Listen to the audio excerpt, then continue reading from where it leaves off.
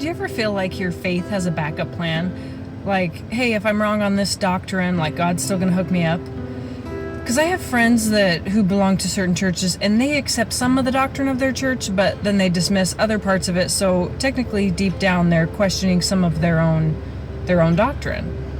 And their go-to is always the thief on the cross. Like, he was saved last minute, so we're good. And that sounds hopeful, right? But why don't we take a look and see what actually happened with the thief on the cross? So just remember what happened, that there's two criminals crucified with Jesus. And one mocks Jesus, and the other, he actually owns up to what he did, and then he turns to Jesus and says, remember me when you get to your kingdom.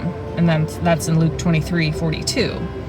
And then, boom, Jesus replies with, today you'll be with me in paradise. And that's in verse 43. And he didn't require rituals or a resume or baptism. It was just pure faith. Pure faith is what saved him, and not the other criminal on the cross who just said, if you are the Messiah.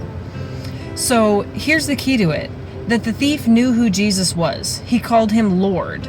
So by calling him Lord, he was confessing him as the divine king who conquered death. So it wasn't a loophole, it was a surrender to the real Jesus. And so salvation isn't a safety net for a doctrine of half-truths, because Romans 10:9 is very clear that says if you confess with your mouth that Jesus is Lord and believe in your heart that God raised him from the dead, you will be saved. But what about when you deny his divinity? Like, that's kind of the line in the sand, because it's very clear in John 1:1, he declares, in the beginning was the Word, and the Word was with God, and the Word was God.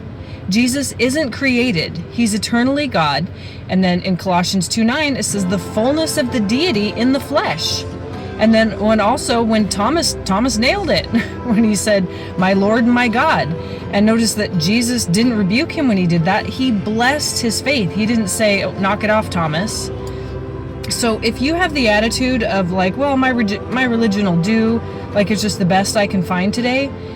But if that religion is without the true Christ, then it's just sand. It's not rock, like in Matthew 7:24-27 talks about. And Jesus warned us, unless you believe that I am he, you will die in your own sins. And that's from John 8:24.